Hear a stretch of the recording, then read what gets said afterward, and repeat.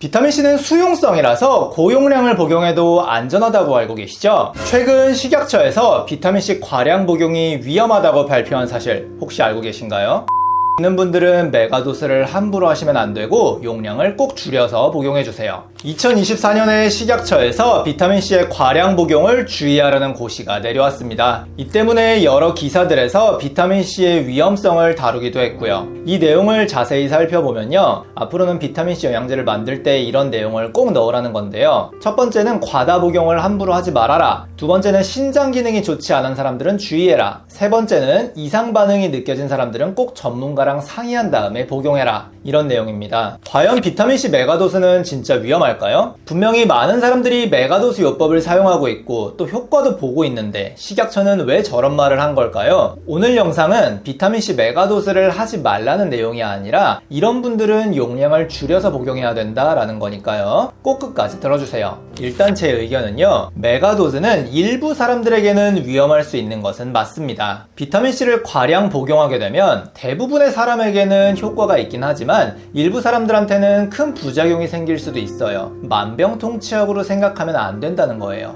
여기 식약처 고시를 다시 한번 보면요, 과량 섭취하는 건 주의해라 라는 내용이 있고요. 그 다음에 특정 고위험군은 전문가랑 상의해라 라는 내용인 겁니다. 즉 금지를 한 게 아니에요. 그럼 어떤 사람들이 메가도스를 했을 때 위험할 수 있을까요? 첫 번째는 신장결석이나 요로결석이 생겼던 적이 있는 분들입니다. 비타민C를 먹게 되면 이 성분이 세포 안으로 들어가게 됩니다. 세포질에서 대사가 되면서 옥살산이라는 물질을 만들게 되고요. 이 옥살산이 칼슘을 만나면 돌이 됩니다. 예전에 나온 연구 결과에서 비타민C를 1000mg씩 늘려서 섭취했을 때 소변의 옥살산 농도가 6에서 13mg씩 증가한다 라는 결과가 있었어요. 비타민C를 과량 복용하게 되면 옥살산 농도가 올라가고 돌이 생길 위험도 높아진다는 거예요. 이 돌을 결석이라고 하는데 신장에 생기면 신장결석, 요로에 생기면 요로결석이라고 부릅니다. 내 몸에 돌이 생겼는지를 어떻게 알 수 있냐고요? 일단 돌이 생기면 옆구리나 사타구니가 엄청나게 아파서 떼굴떼굴 구르게 됩니다. 또 소변이 새빨갛게 나오는 혈뇨가 생겨서 모를래야 모를 수가 없어요. 이렇게 돌이 생기는 건 비타민 B6나 마그네슘 같은 영양제를 같이 복용해 주시면 8에서 90%를 예방할 수 있습니다. 이런 영양제는 비타민 C를 복용하는 시간과는 상관이 없고요. 하루 중에 한 번만 드시면 되겠어요. 두 번째는 신장 기능이 떨어져 있는 사람들인데요. 옥살산이라는 물질이 돌을 만들지 않더라도 몸속에서 미세한 결정을 만들 수 있어요.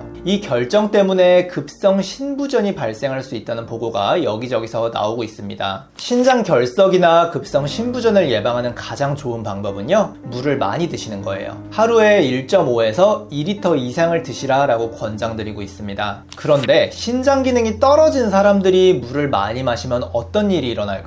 팔이나 다리같이 말초 쪽으로 물이 가게 되면 사진에 보시는 것처럼 붓게 되고요. 이 물이 폐 쪽으로 가게 되면 폐부종이 생겨서 숨이 찬 아주 위험한 상황이 생길 수도 있어요. 그래서 신장 기능이 안 좋으신 분들은 메가도스를 함부로 시작하시면 절대 안 되고요. 꼭 주변에 있는 의사랑 상의를 해서 이게 안전한지 확인을 한 다음에 소량부터 조금씩 늘려가는 걸 권장드립니다. 세 번째는 위장 기능이 안 좋은 사람들이에요. 여기 있는 사진들은 위염, 위궤양, 식도염 같은 질환이 있는 사람들의 내시경 사진인데요. 맨 왼쪽에 있는 정상 사진과 비교하면 확실히 점막이 상한 걸 볼 수 있어요. 비타민C는 아스코르브산, 즉 산성을 띠고 있는 물질입니다. 위장 점막 상태가 좋지 않은 사람들이 과량으로 섭취하게 되면 속쓰림, 복통 같은 증상이 심하게 나타날 수 있어요. 또 비타민C를 과량 섭취하게 되면 흡수되지 않고 배출되는 양이 늘어나면서 설사가 생길 확률이 아주 높아져요. 왼쪽에 있는 그래프는 비타민C의 경구 섭취량을 늘렸을 때 체내 농도가 어떻게 변하는지를 나타내는 그래프인데요. 섭취량이 많아지면 배출량도 늘어난다라는 건데요. 이런 위장관 증상은 2000mg 이상 복용했을 때부터 나타난다고 알려져 있어요. 혹시나 속쓰림이나 설사가 너무 심하시다면 잠깐 끊어보시고 다시 절반의 용량으로 시작하신 다음에 천천히 늘려가는 걸 권장드립니다. 그러면 위장이 안 좋은 사람들은 비타민C 메가도스를 하면 안 될까요? 그건 아닙니다.